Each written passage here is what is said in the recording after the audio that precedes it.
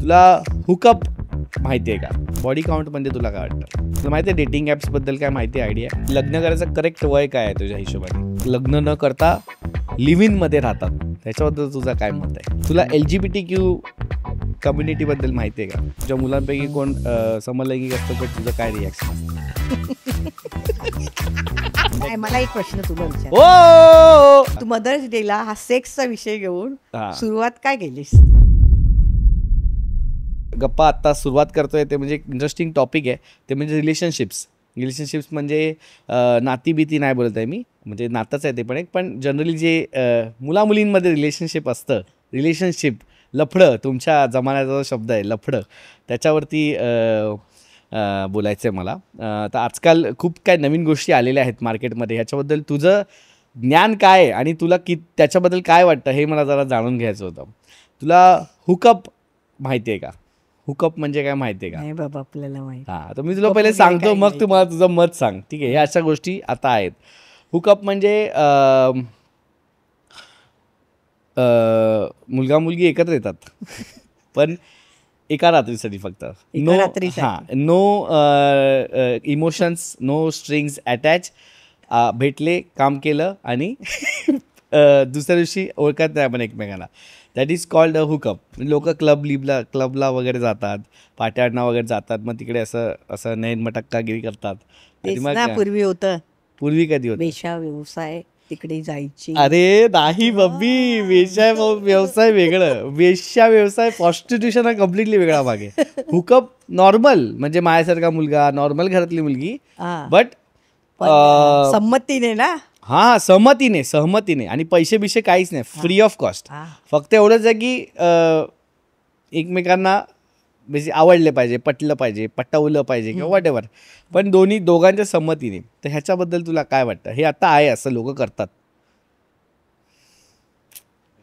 नाही, आमच्या जनरेशनला हे पटणारच नाही आहे ना. म्हणजे हे पटणारच नाही. त्याचे पुढचे पण दुष्परिणाम असू शकतात ना. काय दुष्परिणाम असू शकतात?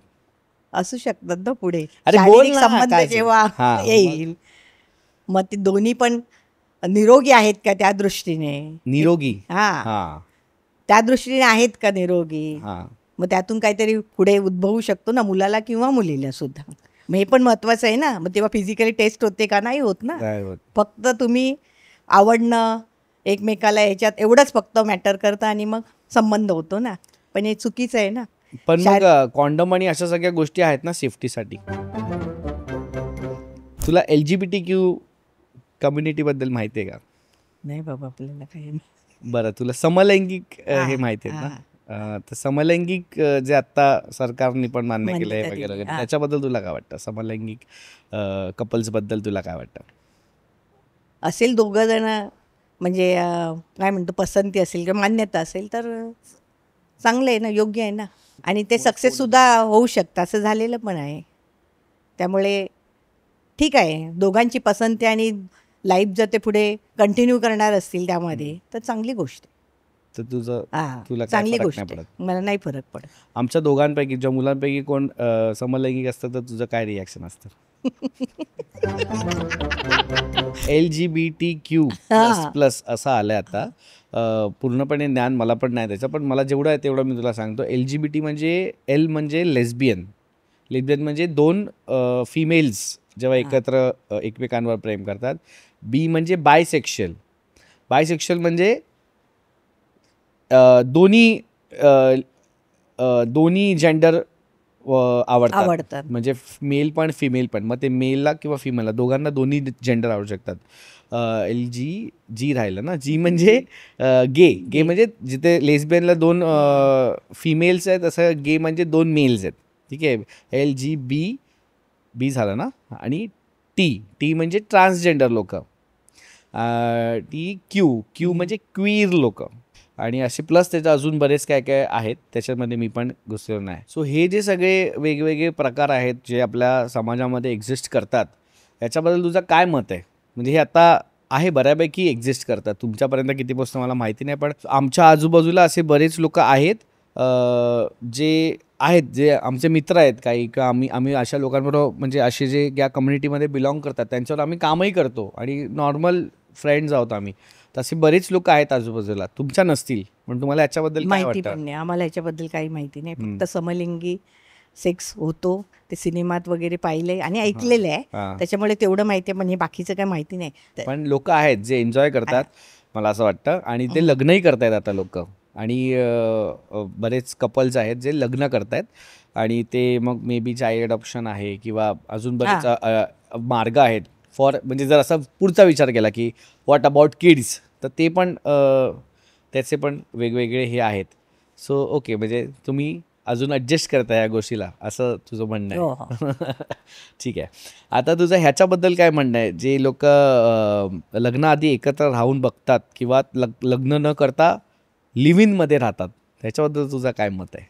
नाही, पूर्वी आधी तर आम्हाला हे मान्यच नव्हतं, पण आता सर्रास बघतोय आणि चांगली गोष्ट आहे की दोघं एकमेकाला समजावून घेत आहेत स्वभाव वगैरे.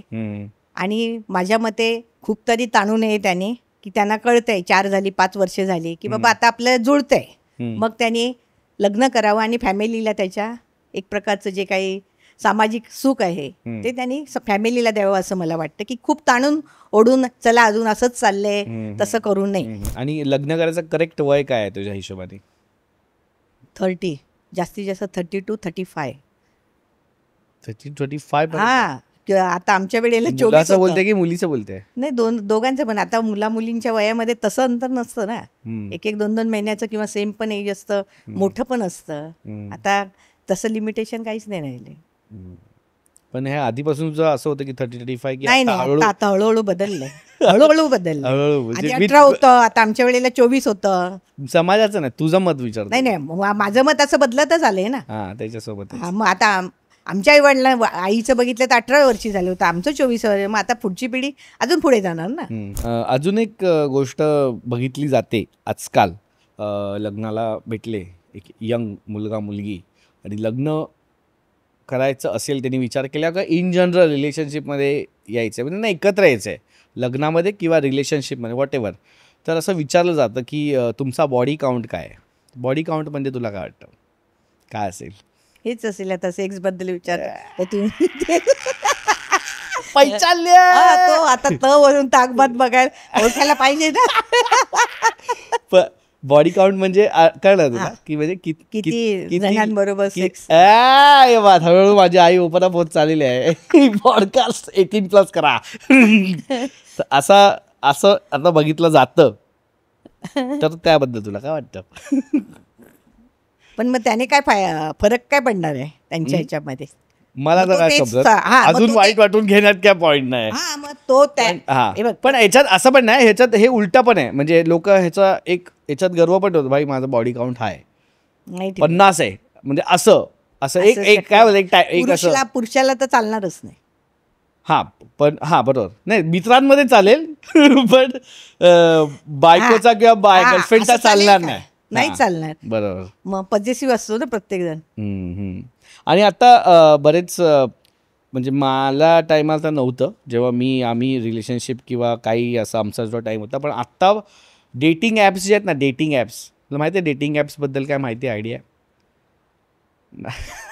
डेटिंग ॲप असतात जिथे जसं फेसबुक आहे किंवा कुठलाही सोशल मीडिया, तसं डेटिंग ॲप आहे. त्याच्यावर तुमचे फोटो असतात, तुमची माहिती असते, तसंच मुलींची पण माहिती असते. तसं तुम्ही आहात तसं प्रत्येकाने आपापली प्रोफाईल त्याच्यावर बनवलेली आहे. तुम्ही फोटो बघून मग तुम्ही एकतर राईट स्वाईप करता, म्हणजे तुम्हाला आवडली किंवा तुम्हाला येत जातात फोटो जे तुम्ही आता कळव्यात ठाण्यात आहात, तर तुम्ही ठाण्यात त्या ॲपवर जेवढे मुली आहेत, आता मी आहे ते समजा ॲपवर, त्या ठाण्यात मी बसलो किंवा वर्सोवात बसलो आहे, तर मला वर्सोवामधल्या सगळ्या त्या ॲपवर असलेल्या मुली दिसणार. आणि मग मी राईटला गेलं तर मला ती मुलगी आवडली असं मी राईट करत, नाही आवडली तर लेफ्ट, असं समोर प्रोफाईल दिसणार. किती वेळ मी करत बसू शकतो? समज तुला की ओके 100 राईट स्वाईप केलं, त्यातलं जर तिला ती रिक्वेस्ट जाणार की तुला या मुलांनी राईट स्वाईप आवडला आहे, आवड दाखवली आहे, तिने पण केलं तर ते मॅच होणार. मग तुम्हाला बोलायची संधी मिळणार त्याच्यावरती, चॅट करायला, आणि मग तुम्ही भेटायचं ठरवू शकता किंवा वॉटर करू शकता. ह्याच्याबद्दल तुला काय वाटतं? पण कशासाठी ते आता ते दोघं ठरवतील. नाही, त्या ॲपचा हे काय आहे म्हणजे जसं आता फाइंड युअर डेट म्हणजे मग डेटवर जा, डेटवरून मग रिलेशनशिपमध्ये जा, लग्न करा, नाहीतर मग तुम्ही तेच हुकअप करा. हुकअप हा, पण आठवलं. आता आपण म्हणतोय ना व्यक्ती स्वातंत्र्य, त्यामुळे आता काही करू शकता नाही कुठे कोणाला माहिती असते, हे तुम्हाला तुमचंच माहिती असतं ना. बरोबर की नाही?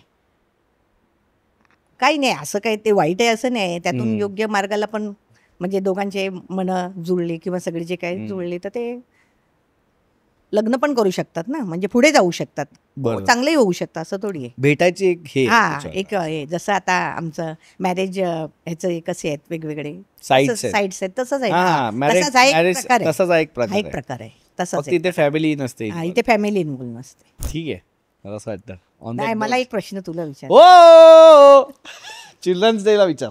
नाही नाही तुला मला आता विचारायचं आहे, हा. तू मदर्स डेला हा सेक्सचा विषय घेऊन हा. सुरुवात काय केलीस? आपण हे विषय पण बोलूया आणि बोलले पाहिजेत. आणि आता आहेत ते समाजात एक्झिस्ट करतात, तर त्याच्यापासून अरे नको हे नको असं असं करण्यापेक्षा आपण स्ट्रेट अवे म्हणजे हेच आहे ना, जसं तुला हा प्रश्न पडला तोच त्याचं उत्तर पण आहे की का नाही बोलू शकत.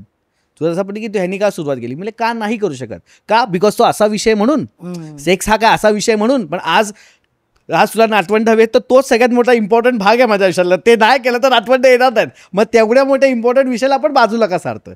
सो मला म्हणायचं होतं की आईसोबत तुम्ही अशा विषय बोलले पण पाहिजेत, कारण की ऑफकोर्स एक एक्सपिरियन्सचा भाग आहे, एक तुमचं मन कळायचा भाग आहे. मे बी असे काही लोक असतील जे LGBT क्यू कम्युनिटीमध्ये असतील, पण त्यांना अजून आईबाबांना सांगता नसेल आलं. मे बी आहे ऐकून त्यांना असं वाटेल की मी आईला जाऊन मोकळेपणाने सांगावं की मी समलैंगिक आहे. मे बी असं त्यांना वाटेल. किंवा अजून 4 गोष्टी आपण कोण बोलेल मम्मी मला ना खूप इच्छा होते की लिव्ह इन रिलेशनशिपमध्ये 2 वर्ष तरी मला राहायचं आहे, त्यानंतरच मी लग्न करू शकेल. मे बी त्याच्यानी त्याच्यावरचं दडपण कमी होईल, म्हणून हे सगळे विषय मी तुझ्याशी बोलणं प्रेफर केलं.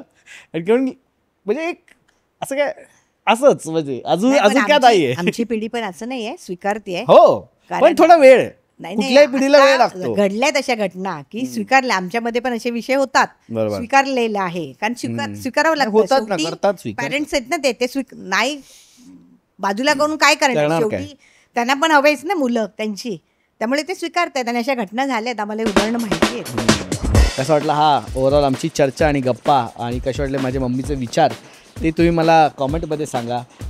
सबस्क्राईब करायला विसरू नका, थँक्स बटन दाबायला विसरू नका, लाईक करायला विसरू नका. भेटूया पुढच्या असंच एका कुठल्या तरी मस्त गप्पा टाईमपास काहीतरी. बाय. मम्मी एकदा बोल इथे सबस्क्राईब राईट नाव. हे सगळं करायची काय?